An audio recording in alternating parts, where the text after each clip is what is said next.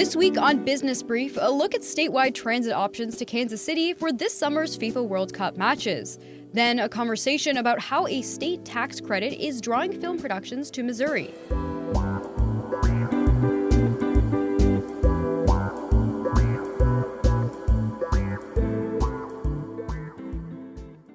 Welcome to Business Brief, Missouri Business Alert's podcast focused on the business news and issues shaping the state. My name is Juliana Mejia, and I am joined by my co-host, Trevor Grandin. Trevor, how are you doing this week? I'm doing pretty good. I will say that I cannot believe it's already April. I know, right? Well, ready to get into headlines? Let's do it. Retail sales rose 0.6% in February, bouncing back from a sluggish January. Sales came in above expectations, but analysts warn this report doesn't take into account the economic caution adopted by many after the start of the Iran war. Motor vehicle sales, clothing, and accessory purchases rose, while restaurants saw a small increase in sales. In the March report, analysts are expecting to see higher spending on gas due to price shocks. They also expect sales to dip in most other categories. A federal judge ruled that President Donald Trump's executive order to defund National Public Radio and the Public Broadcasting Service was a violation of the First Amendment. He said the executive order was unlawful and unenforceable, as the right to free speech prohibits viewpoint discrimination. The decision's operational implications are still unclear, as the ruling is expected to be appealed, and the public broadcasting system has already sustained damage from the funding loss. Oracle has begun a nationwide wave of layoffs affecting more than 500 Kansas City workers. The global technology company is trimming positions in IT, customer relations, program management, and more. Many workers were told their jobs will be phased out at the end of May. Oracle's Kansas City campus will remain open, and the company anticipates the layoffs to be permanent. The Missouri House approved an operating budget for the state that would use almost all the remaining surplus in the state's general revenue fund to close a nearly $2 billion deficit. The $50.3 billion spending blueprint is about $1.7 billion less than Governor Mike Kehoe proposed in January. The House's Republican majority rejected an effort by Democrats to restore funds for the state's child care subsidy program, reduce spending on the Most Scholars private school voucher program, and change the qualifiers for child care provider payments. Nationwide population growth slowed by nearly 40% last year, and cities like St. Louis are feeling the effects. A factor contributing to the decline is the Trump administration's immigration crackdown. New Census Bureau data shows the St. Louis region added about 3,000 residents in 2025, putting its total population at about 2.81 million. Longer-term trends point to demographic challenges for the St. Louis region. The rate of population growth also slowed in Kansas City, but the metro area added about 17,000 residents in 2026. More Missouri students could soon be eligible for federal Pell Grants for workforce training programs. As part of the One Big Beautiful Bill Act, Pell Grant eligibility was expanded to include workforce and career-focused training programs. With workforce Pell Grants going into effect on July 1st, the state legislature is considering a bill that would expand the program and establish guidelines. Proponents hope the bill will increase workforce growth by creating new industry-specific training programs that can quickly train students for careers.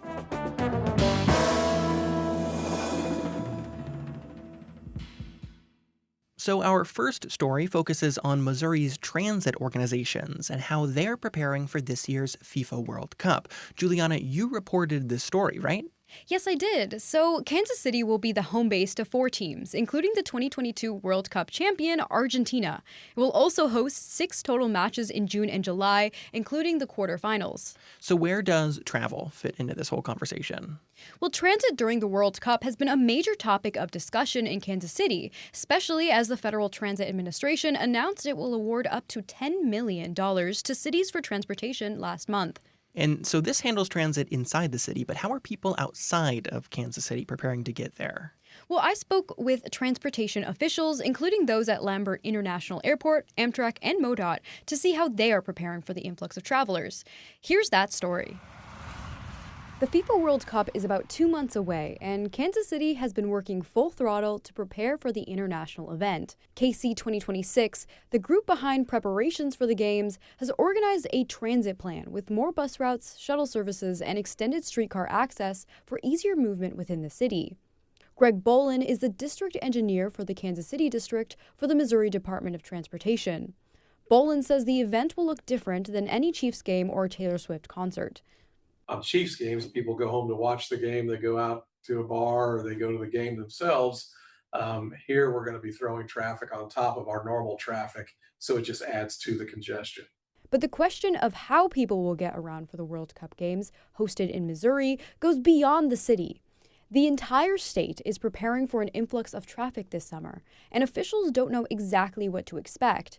Potential matchups could impact who visits and even how they get there. While Kansas City International Airport is preparing for visitors, Lambert International Airport in St. Louis has more airlines providing flights and generally cheaper prices, attracting many travelers to trek across the state. Rhonda Hamnabrigi is the director of Lambert International Airport. She says the summer is usually a busy time for locals to travel, but there's been a shift this year that she attributes to the Games. And what we're seeing clearly is that in the months surrounding the FIFA Cup is that we've got a lot of bookings coming out of Europe to the US. So it's nice to see that that balance is being more equally shifted right now versus one-sided.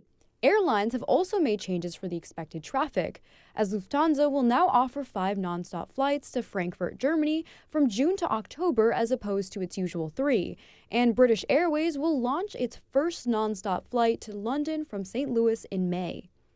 Hamnabrigi says the airport is also preparing for the increased international tourism with additional signage, announcements in multiple languages, and on-site translators. From there, visitors will need to find a way to cross the state. Some might take a direct flight from St. Louis to Kansas City or drive a car 230 miles west on Interstate 70. Others may get on a bus or book a ride on Missouri's River Runner, Amtrak's passenger train service that runs between St. Louis to Kansas City twice a day. Starting in April, the train will be running an extra round trip daily in preparation for increased visitors. Despite the added trip, Amtrak spokesperson Mark Maglieri says certain days are likely to start selling out. Sort of like the day before Thanksgiving and the Sunday after Thanksgiving, there's probably no way we could ever have enough trains and rail cars to meet that demand. This is going to be a high demand period during a high demand period. So that's why people should book booking right now. The River Runner may be an option for those who don't already have a car, or for travelers who are used to traveling by train in their own countries. But with limited infrastructure to add more trains, it may not be a viable option for those especially busy weeks. Many visitors may end up traveling by car, most likely via I-70. But the interstate is in the midst of the Improve I-70 project, which involved various construction projects along the route to widen the interstate. While Bolin says certain sectors of I-70, like the route between Manchester Avenue and the Paseo Boulevard in Kansas City, will purposely prevent lane restrictions during the time for the traffic, delays may be likely if accidents occur in the work zones. MoDOT is increasing training for emergency response operators and has partial staffing to respond to emergencies. But even with precautions in place, Bolin says this summer's traffic will be unpredictable. This is more like, I always like to say, the Olympics on steroids, because you've got such a long time span. You don't know what's going to happen throughout the whole deal.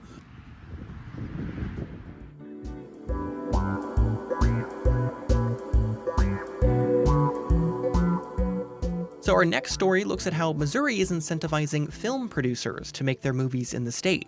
I know Missouri has been the backdrop for a lot of TV and movie productions lately. What's behind that decision? So the state legislature approved a film tax credit in 2023, and that's been a driving force behind the surge in filming. Last year, 54 productions qualified for the tax credit and spent more than $40 million in Missouri. And what does this mean for job creation in the state? Well, that's one thing reporter Charlie Duffin wanted to find out. He spoke with Cole Payne, the president of Film in Mo and the founder of Traverse Media, to learn more. Here's part of that conversation. So Many states have film incentives, and what made productions want to utilize Missouri's incentive when other states also have them? Well, first and foremost, producers and productions, they won't go to a state that doesn't have an incentive, at least in a meaningful way. So, like, everybody knows the show Ozark, and most people are familiar with the fact that it filmed in Georgia opposed to Lake of the Ozarks. And sure, they did a couple of days here to sort of establish some key things to make it look like the Lake of the Ozarks. And like, that's the most you're going to get without a meaningful incentive. Yes, several other states, like 38 in total, have incentive programs. Several of them have been around many more years than us. But there is a lot of production going around. I actually worked with the sponsors of the Shomo Act to draft the original bill. So, as somebody who is from Missouri, wanting the bill to work for Missouri, and then also a film producer, so knowing what would be attractive to me, that is how the bill was developed on top of something that, we thought we could get passed at the Capitol here in Missouri. That's why it's important that legislation that is currently going through the Capitol right now to extend this incentive program to 2035, because right now it sunsets in 2029.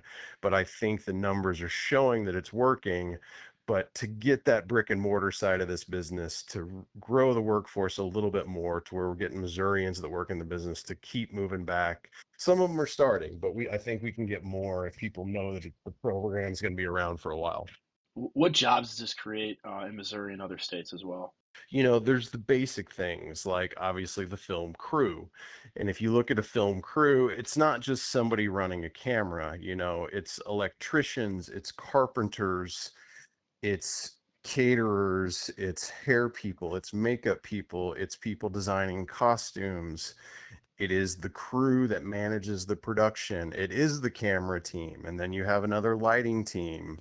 And on top of the electricians that run the electricity to the lights. And you have a transportation teams that move the production around. And you have locations departments that sort of initially find the locations and then manage the locations when you have them to make sure, people know where to park and the trash gets taken care of. And then when they leave filming certain locations, they're put back the way that they were.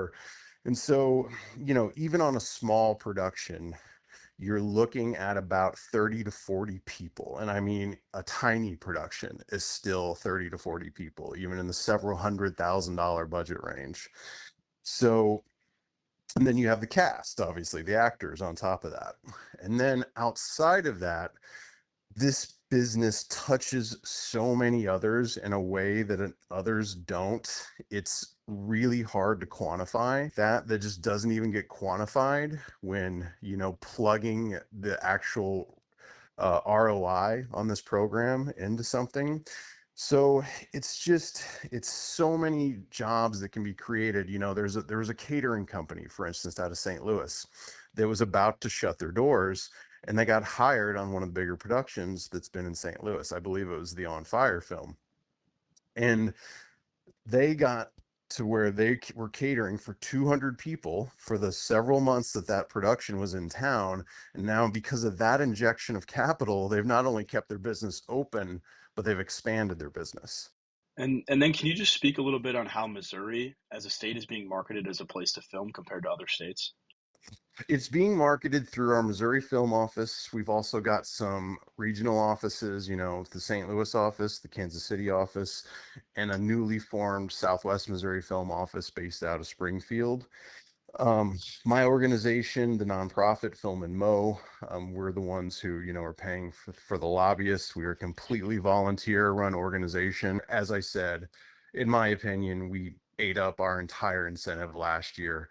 And I think we're probably going from just the phone calls that I get asking me about the incentive from other producers and the projects that I'm aware of already coming to Missouri in 2026. Like, for instance, I've already done one film this year down in Branson. So I feel pretty strongly we're going to hit our cap before the end of the year. Awesome. I really appreciate you. Thank you so much for your time. All right. Yeah. Thanks for your interest in the program.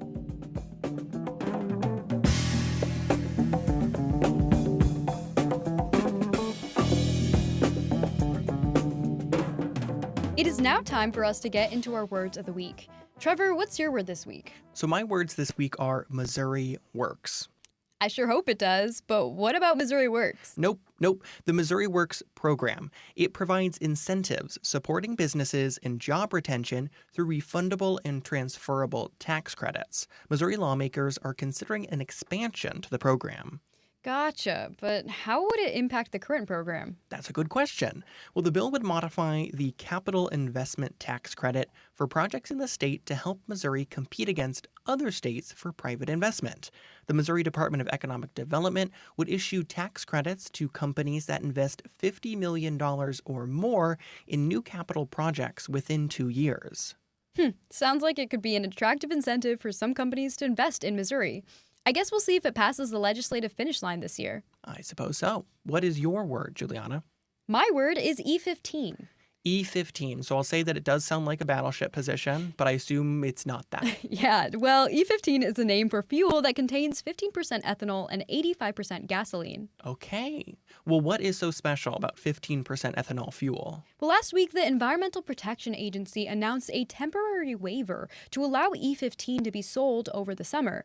This is good news for Missouri corn farmers, as 40% of U.S. corn is used to make ethanol. It's the fifth time since 2022 that the temporary waiver has been issued. Okay, but why does the EPA need to issue a waiver for it to be sold in the summer? Great question. Several Midwestern states bar retailers from selling E15 fuel during the summer because of amendments to the 1992 Clean Air Act. Industry professionals are advocating against the temporary waiver, hoping to sell it year-round for a more permanent solution. But climate activists are against the shift, as the production of ethanol can have several environmental consequences. Sounds like a complicated issue.